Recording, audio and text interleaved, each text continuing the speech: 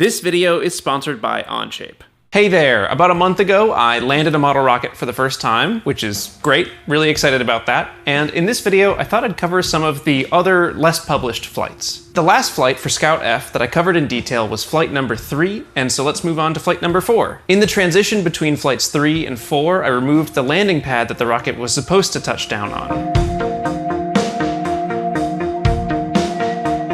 The original goal was to use the pad for shock absorption so that the legs didn't bounce so much. The design we have on the vehicle is extremely lightweight, but it's pretty bouncy. In removing the landing pad, I knew I needed to solve that problem, and one of the solutions on my mind was a linear damper. A pretty regular comment on this channel is that I should be using RC car shock absorbers on the landing legs to deaden the impact. These absorbers work great for little remote control cars. They're very springy and they damp out motion quite well, but because they're springy, they spring back, and that's not really what we want to be doing with these legs. In contrast to a shock absorber, a linear damper dampens the motion but isn't focused that much on springing back. The goal is to just slow the velocity of that motion. In addition, a lot of the linear dampers I found have a much shorter travel range, which works well for the leg design that we have here. I picked up a few different types of these from McMaster, and I gave them a shot on the grass. The great thing about these dampers is that they don't spring back much, they just absorb a lot of that energy. I ended up using these tiny little dampers at the very tip of the leg. They don't have a whole lot of travel, but they do a really good job of damping out a lot of where that bounce comes from.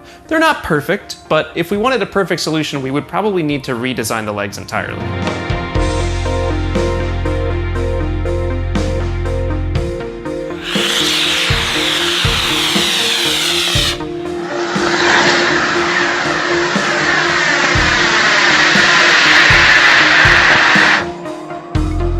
We had a good clean ascent for Flight 4, but on landing ignition, the rocket began to roll a bunch, and the legs didn't come out.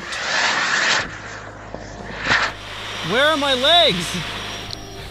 Why aren't the legs out? At first I thought the reaction wheel wasn't working. This is the device inside the rocket which controls the roll axis. But it turns out that roll forces were coming from the throttle arms. These ceramic paddles for the throttle control are reusable for a few flights, but after each firing with the motor, they get a little worn down. Specifically, as the impinging surface of the paddle enters the exhaust plume, if the paddle isn't flat, it creates roll torques that are too strong for the reaction wheel to counteract, and the rocket spins up. Roll isn't a huge problem on this vehicle. Roll rate is what the problem is. As the vehicle spins faster and faster, it's harder for those TVC servos to keep up with the motion of the vehicle. Regarding the legs not coming out, the command was sent to deploy them, and they almost came out. The nichrome wire I had used to cut the rubber band was just a little too long, and this meant it didn't get hot enough to cut all the way through the rubber band, and we plopped to the ground. So for Flight 5, I re-milled out those ceramic throttle arms to get rid of any erosion that had been going on. In the code, I made the legs deploy at a slightly higher altitude, and I shortened that nichrome wire so it would get more hot.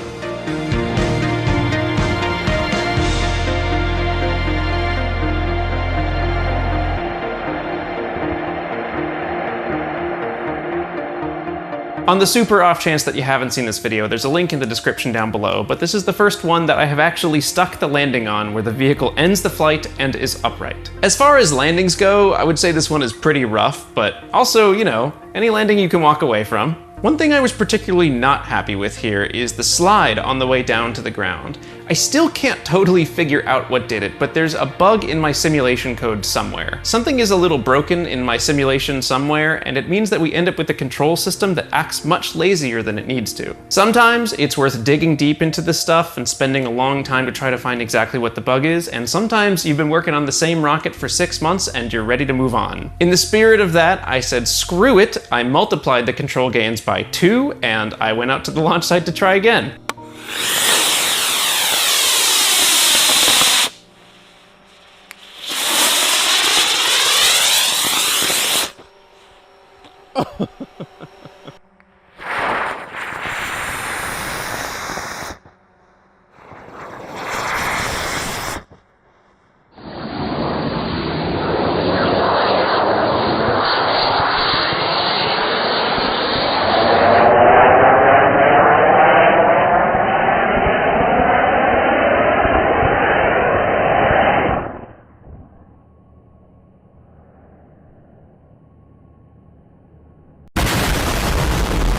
Flight 6 had another clean ascent, very little tilt during the coast phase, and excellent throttle control on the way down. With all of these landings, I target a touchdown altitude of about 0.5 meters. In my mind, it's a little bit better to have the rocket drop to the ground rather than get really close to the ground and potentially catch the rocket on a piece of dirt or something like that. It just feels a little safer. What's not so great here, though, is these legs. When I designed the rocket and allocated the mass budget, I didn't include enough for the legs because I thought we'd just use that bounce reduction from the landing pad. But even with the small dampers at the end of the leg, there's still too much bounce. Or it's not really bounce, it's the touchdown attitude. A big part of the issue here is that when the rocket touches down on the ground, it's not touching down with all 4 legs at once. All 4 legs is not a problem, and if you have, some amount of bounce reduction, you're gonna be okay.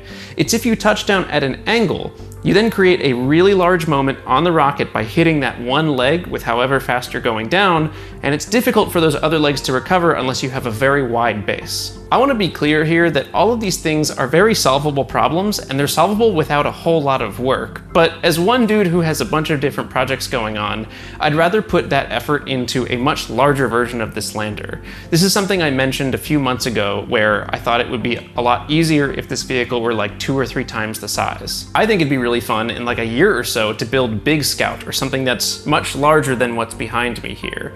That type of mass budget allows for high-powered rocket motors, it allows for much higher flights, fancy leg dampers like this. We can do all sorts of fun stuff on that. But I didn't want to spend too much time trying to solve an inherent dynamics problem with a 1 kilogram rocket.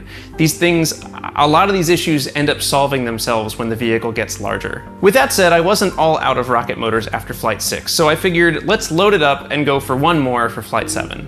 1.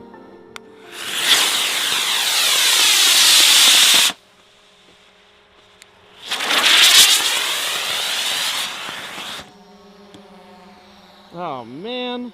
Flight 7 is about the same story as Flight 6. Fantastic control up and down, fairly good throttling with a little bit of a hard landing, and tipping because one leg touches down first. Actually, if you look closer, you can also see that one of the legs takes a second to fold out too. I'm pretty sure it just caught on the rubber band that releases it, but it's hard to tell, and either way, it's just more leg problems. Until Scout F, I haven't had enough good throttle control that I could really narrow in on what the other issues were with landing. Until you can get to the ground really reliably each time, it's hard to know that your legs are really the issue. So for whatever I build next that needs to land like this, we're gonna give the legs a lot more time in the design phase. For now though, I'm gonna let Scout rest and we're gonna focus on some more exciting projects like this thing right behind me. Can't get that thing right there. This is a 9-foot tall, not now, but when it's stacked, it'll be a 9-foot tall Starship Super Heavy model. We're gonna launch it, we're gonna do stage separation, we're gonna try to do a belly flop. Maybe we'll do the landing, we'll see. But Scout F has accomplished what it needed to. Out of 7 flights, even though only one of them successfully landed upright, every single one of these flights recovered with basically minimal or no damage at all. I don't know that you can count those numbers as a total success, but I'm very happy with how it went, so that's all that counts. If you want to build something like this, I have put all of the CAD files, the step files for actually building these parts up on the BPS Patreon, and you're welcome to check that out. It's in the description down below. And before I sign off here, I want to thank the sponsor of today's video, Onshape. If you've been following this channel for a bit, you already know that I'm a big fan of Onshape. And if you don't know what Onshape is, it's a cloud-native CAD and PDM platform built for businesses. Onshape was actually created by the founders of SolidWorks, who saw that large engineering teams needed better solutions for their CAD tools. The platform is fairly new in the CAD world, and it keeps getting newer. That's because the team at Onshape pushes out new feature releases every 3 weeks. Recently, they added PCB Studio, which connects ECAD and MCAD designs. I don't know about you, but having fully modeled circuit boards in my CAD gives me that warm, fuzzy feeling. With Onshape's recent acquisition of Cloud Milling, CAM processing is coming to the Onshape platform in early 2023. This is a big deal for me personally. I mill a lot of the parts for my rockets, and that needs a CAM processor, so having an integrated CAM processor in your CAD software